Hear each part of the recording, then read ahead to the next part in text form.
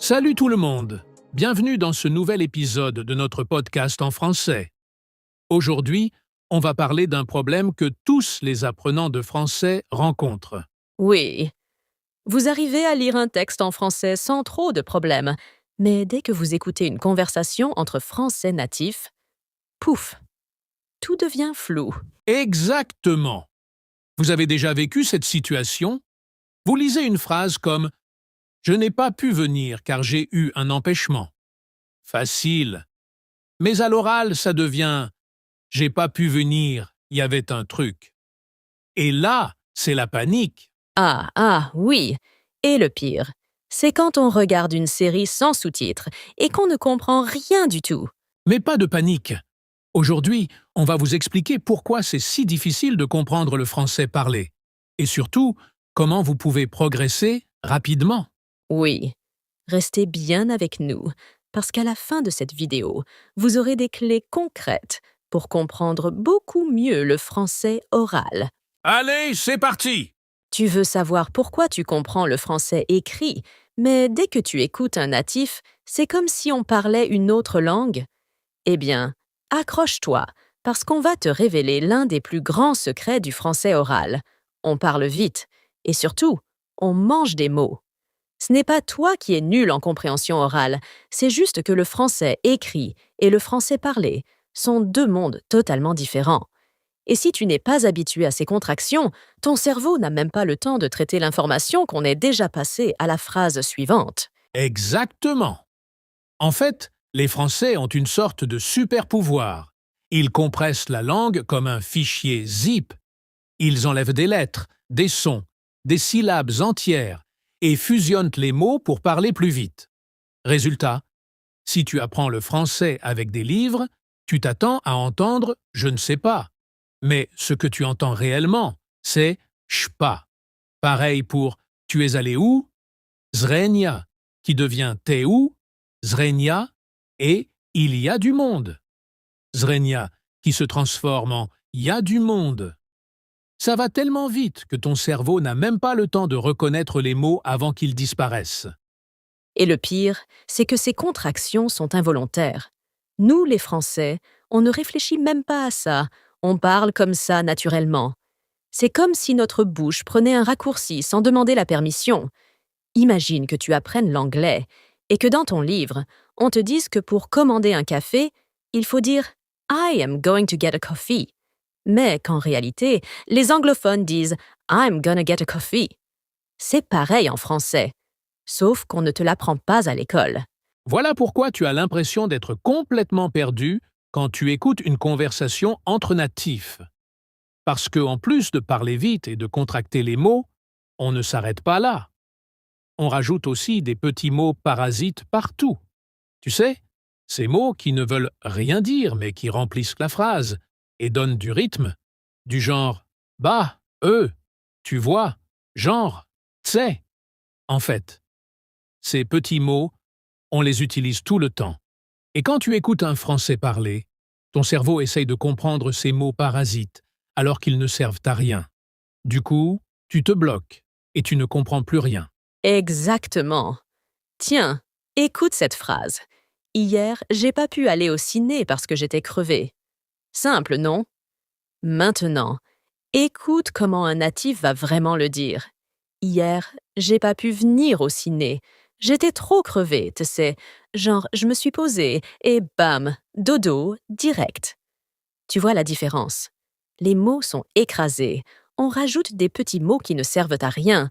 Et en plus, on parle super vite. Et le pire, c'est que si tu demandes à un Français de répéter lentement, il va automatiquement reformuler sa phrase en français écrit, et là, d'un coup, tu comprends.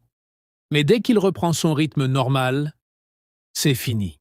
Alors, la vraie question, c'est comment tu peux t'habituer à ces contractions et à ce rythme effréné? La réponse, c'est l'immersion. Tu dois entraîner ton oreille tous les jours, écouter du vrai français, pas juste des dialogues d'apprentissage. Regarde des séries sans sous-titres, écoute des podcasts natifs, habitue-toi à ces contractions. Et surtout, ne panique pas. Oui, parce que la première étape, Ce n'est pas de comprendre chaque mot, mais de comprendre le sens global.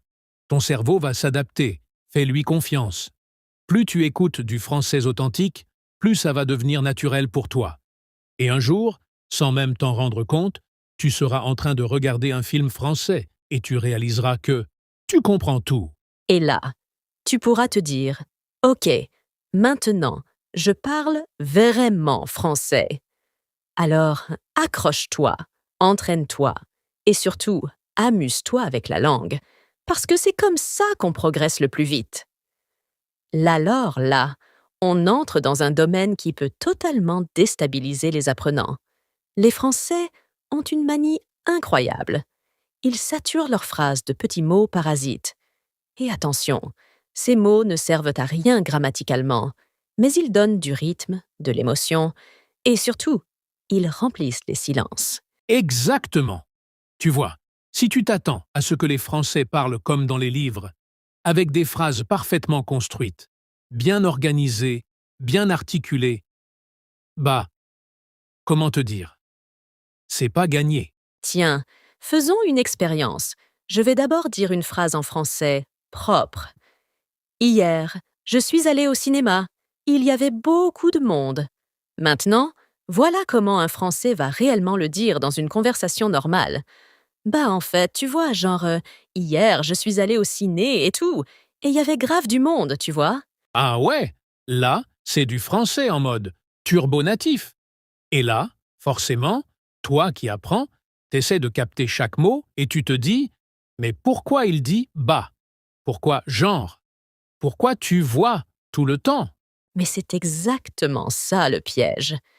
Ces mots ne servent pas vraiment à transmettre une information, mais ils permettent au Français de structurer sa pensée, de donner du relief à ce qu'il dit, et parfois, de gagner du temps pendant qu'il réfléchit.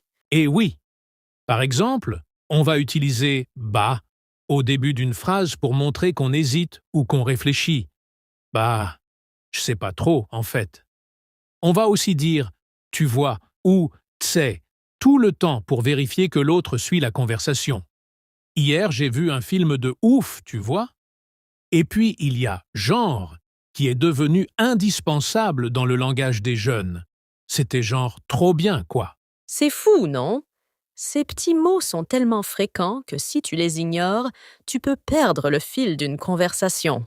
Oui, et là où c'est vicieux, c'est que si toi, tu ne les utilises jamais, ta façon de parler peut paraître trop rigide, trop scolaire. Parce que ces mots, c'est ce qui donne au français son rythme naturel. Mais alors, la grande question, faut-il les apprendre et les utiliser? Eh bien, oui, mais avec modération. Si tu veux que ton français ait l'air naturel, commence par écouter et repérer ces mots, puis essaie de les glisser subtilement dans tes conversations. Exactement. Et surtout, n'aie pas peur de les imiter. Regarde des séries, écoute des natifs et répète leurs phrases à voix haute. Tu verras que plus tu t'habitues à les entendre, plus tu comprendras le français parlé sans effort. Et qui sait, peut-être qu'un jour, sans même t'en rendre compte, tu lâcheras un petit « bah en fait », genre tu vois. Et là, tu seras officiellement un pro du français oral. Bon, là, on attaque le boss final de la compréhension orale, l'argot et le langage familier. Parce que oui, même si tu as appris plein de vocabulaire dans tes cours de français, ça ne veut pas dire que tu comprendras ce que disent les Français dans une conversation normale. Ah, ça, c'est clair. Imagine, tu as passé des mois à apprendre des phrases bien construites comme « Je suis très fatigué aujourd'hui ». Mais quand tu discutes avec un natif, il te sort « Je suis crevé aujourd'hui ». Et là, ton cerveau bug. Ou pire, tu veux dire, il est bizarre ce mec. Mais ton pote français lâche. Il est chelou ce gars. Et toi, t'es en mode chelou. C'est quoi ça encore? Et le pire, c'est que l'argot ne s'apprend pas dans les livres, mais il est partout, dans les films, dans les discussions entre amis, dans la rue. Et si tu ne le connais pas, c'est comme si on te parlait en code secret. Ah, mais complètement. Tiens, un autre classique. J'ai très faim. J'ai la dalle. Cet endroit est nul. C'est un endroit pourri. Je vais partir. Je me barre. Tu vois la différence? En classe, on t'apprend à parler un français propre, correct, bien poli, mais dans la vraie vie, personne ne parle comme ça. Et c'est là que tu peux être totalement perdu. Mais alors, la vraie question, faut-il apprendre l'argot? Moi, je dirais oui, mais intelligemment. Tu n'as pas besoin de parler en argot à 100%, mais si tu veux comprendre les Français, il faut au moins connaître les mots les plus courants. Exactement. Et puis, c'est aussi une question de contexte. Tu ne vas pas dire « je me casse » à ton patron, mais entre amis, c'est totalement naturel. Donc, si tu veux progresser, immerge-toi dans le vrai français.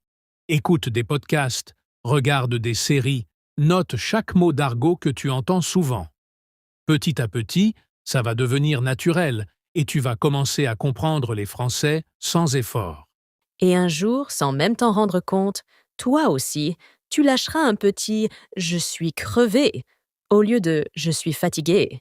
Et là, félicitations, tu parleras comme un vrai natif. Bon, maintenant, on va être honnête avec vous. On a vu 3 raisons qui expliquent pourquoi vous galérez à comprendre le français parlé. 1. Les Français parlent vite et contractent les mots. Ce que vous lisez dans les livres n'est pas ce que vous entendez dans la rue. En réalité, les natifs raccourcissent les mots, avalent les syllabes et fusionnent les sons. 2. Ils utilisent plein de petits mots et d'expressions familières. Bah, tu vois, genre « en fait, voilà quoi ». Ces mots ne veulent rien dire, mais ils sont partout. Si vous ne les reconnaissez pas, vous perdez le fil de la conversation. 3. Le langage familier et l'argot compliquent tout. Apprendre le français académique, c'est bien, mais dans la vraie vie, il faut comprendre des mots comme chelou, avoir la dalle, c'est relou, je me barre. Sinon, vous risquez de ne rien capter. Mais alors, la vraie question, c'est comment vous pouvez améliorer votre compréhension du français oral rapidement et efficacement. Parce que oui, la bonne nouvelle, c'est que vous pouvez y arriver. Peu importe votre niveau aujourd'hui, il existe des techniques simples et ultra efficaces pour débloquer votre oreille et comprendre les Français sans stress. Écoutez bien, parce que ces 3 actions vont littéralement transformer votre façon d'apprendre. 1er. Écoutez du français tous les jours. Si vous voulez comprendre le français parlé, il n'y a pas de secret. Il faut vous immerger dans la langue. Écoutez des podcasts, regardez des vidéos YouTube, mettez des séries et des films en français, même en fond sonore. Peu importe si vous ne comprenez pas tout au début, votre cerveau va s'adapter. L'important, c'est d'entendre du français authentique, tous les jours, même juste 10 minutes. C'est exactement comme une chanson que vous écoutez en boucle. Au bout d'un moment, vous commencez à chanter sans même réfléchir. 2. Notez les mots et expressions que vous entendez souvent. Écouter, c'est bien, mais retenir, c'est mieux. Chaque fois que vous entendez une expression qui revient souvent, notez-la.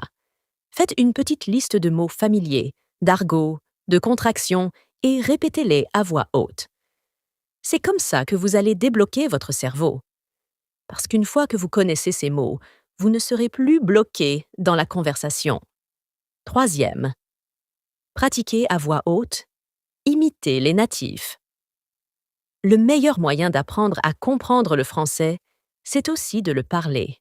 Vous devez entendre votre propre voix parler français. Répétez les phrases que vous entendez dans des films, des podcasts ou des vidéos. Faites du shadowing. Écoutez une phrase et essayez de la répéter en même temps, avec le même rythme, la même intonation. C'est comme ça que votre bouche et votre cerveau vont s'habituer au son réel du français. Et petit à petit, votre oreille va s'améliorer naturellement. Et surtout, je veux insister sur un truc essentiel. N'ayez pas peur de faire des erreurs. Trop souvent, les apprenants restent bloqués parce qu'ils ont peur de mal prononcer, de se tromper, de ne pas être parfaits. Mais vous savez quoi? Même les Français font des erreurs quand ils parlent. Le but, ce n'est pas d'être parfait, c'est de communiquer. Exactement. Vous n'avez rien à perdre et tout à gagner en osant parler et écouter plus de français. Chaque fois que vous entendez du français, même si vous ne comprenez que 50%, puis 60%, puis 70%, vous progressez. Il faut faire confiance à votre cerveau. Plus vous pratiquez, plus ça devient facile. Et un jour, sans même vous en rendre compte, vous regarderez un film sans sous-titres et vous comprendrez tout. Alors maintenant, on veut savoir, c'est quoi votre plus grand défi avec le français oral? Est-ce que c'est le débit trop rapide? Est-ce que c'est les contractions? Ou alors les mots familiers et l'argot? Dites-le nous en commentaire. On veut vous aider à progresser. Et bien sûr, si cette vidéo vous a aidé, pensez à liker et à vous abonner.